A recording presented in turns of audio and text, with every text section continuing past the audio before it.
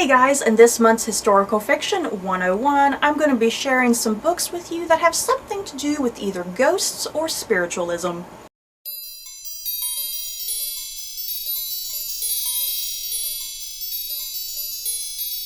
So, in honor of Halloween, since it's the month of October, I figured for this month's Historical Fiction 101, I'd just share some books with you guys that have something to do with either ghosts or spiritualism, or maybe perhaps have a bit of a gothic theme or element to them.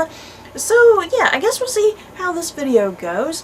And yeah, what's important to note about my recommendations, because yeah, like I said, I've not read every single book on this list.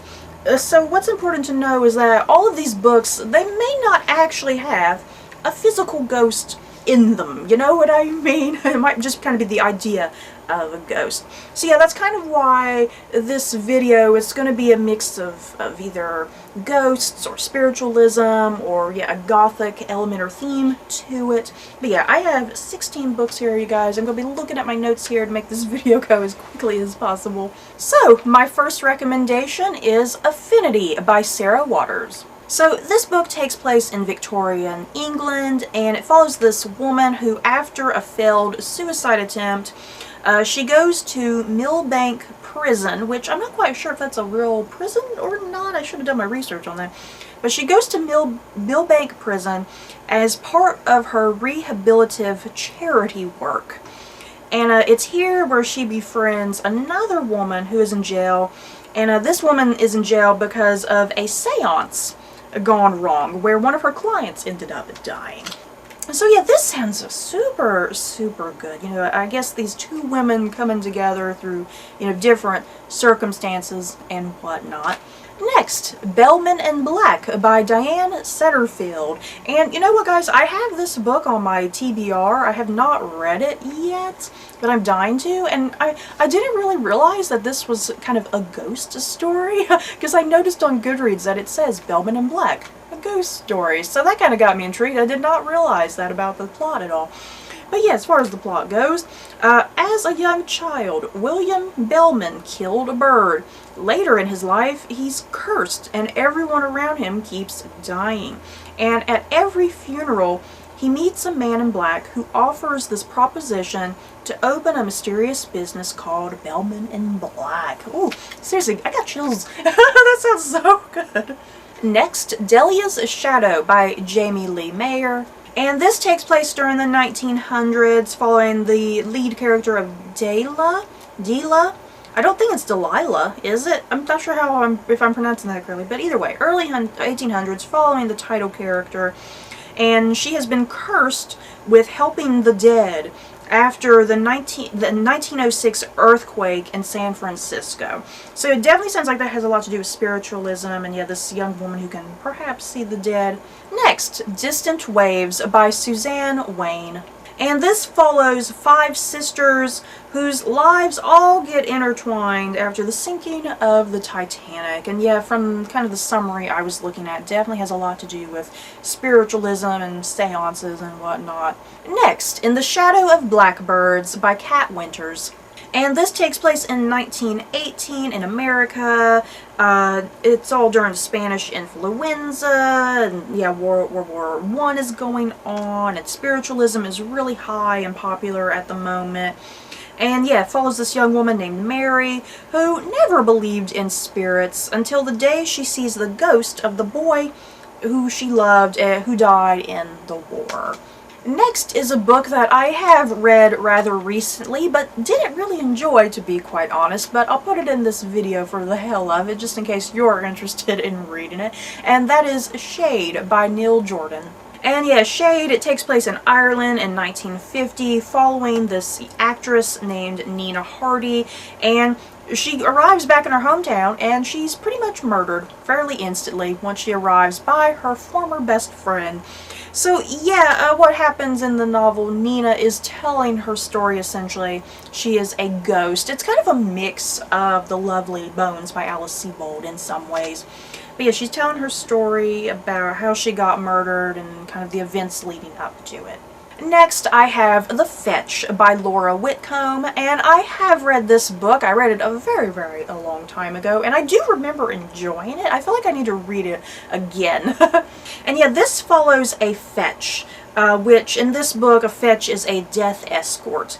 And this fetch is escorting Anastasia and Alexei Romanov to the afterlife. So yeah, it takes place at the very end of Imperial Russia in 1918 after the execution of the Romanovs.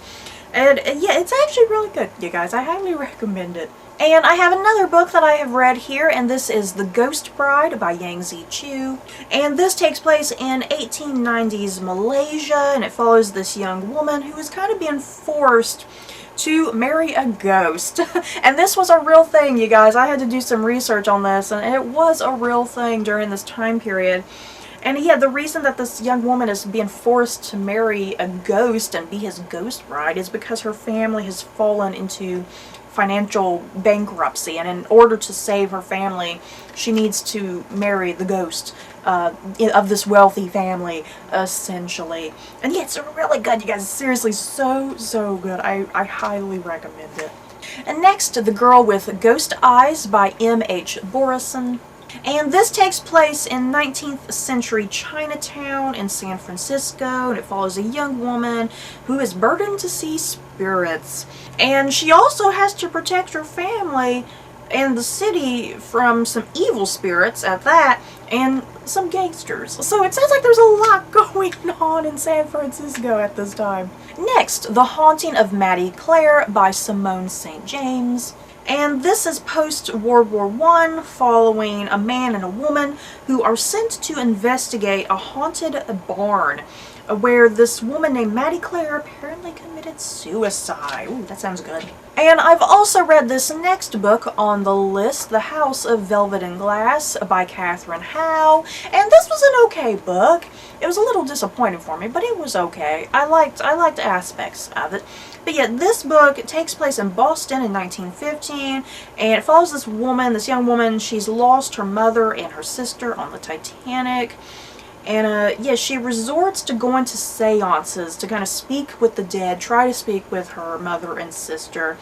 And yeah, she gets this scrying glass at one point from the lady who runs the seance. And she starts to see images of the future in it. And it gets a little weird. It gets a little weird, but really good and interesting. I have another Sarah Waters book here, and this is The Little Stranger.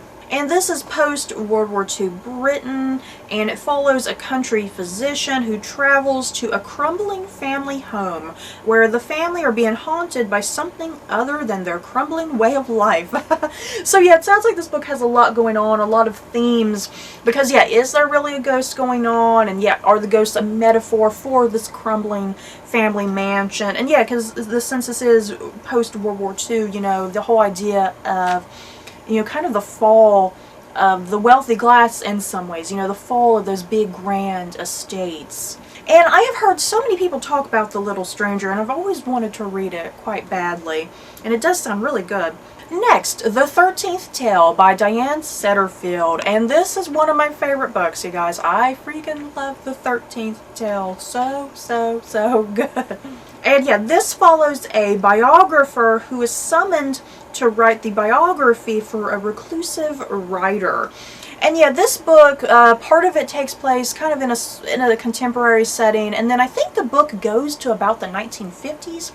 I want to say, I think it flashes back to the 1950s when the writer, as she's telling her story, she's talking about her childhood. And yeah, the things going on in this story, it's a tale about an estranged family, some feral twins, seriously, some really creepy twins, and yeah, a fire, a mysterious fire, a ghost, and yeah, it's all about truth and storytelling, essentially, and it's serious. It's one of my favorite books. I love it. Next, Winter Ghosts by Kate Moss, and I have read some Kate Moss in the past, and I haven't been able to find this book, unfortunately, for some reason, but it sounds really good. And yeah, this takes place in winter of 1928. A man drives off the road during a snowstorm, and he stumbles into a village inn where he meets this woman, and the two of them share in some similar losses that they've experienced because of World War I. And yeah, he learns of a tragic centuries-old mystery.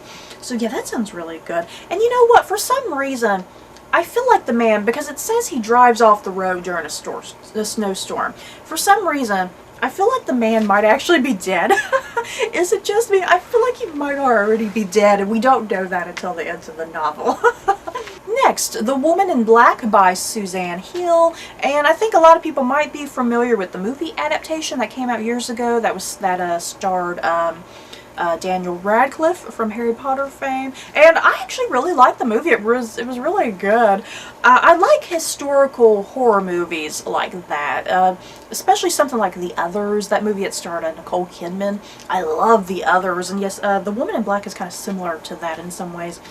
But yeah, The Woman in Black takes place in Victorian England.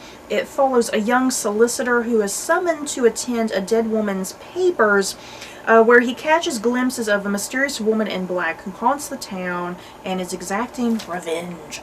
And my last book here, This House is Haunted by John Boyne. And this takes place in 1867 England. It follows a governess who is trying to protect her charges from a mysterious force in the house. Ooh, that sounds really good. That's making me think of The Others too. So that's it for this month's Historical Fiction 101, yeah guys. In the comments below, have I left out any other books that have anything with a sort of gothic horror element to it, or if they do have ghosts or they experiment with spiritualism, just let me know and I'll go check those books out on Goodreads. But yeah, that's it for this video. I hope you guys enjoyed. Don't forget to like, comment, and subscribe, and if you like this video, you may like these other videos. Bye guys.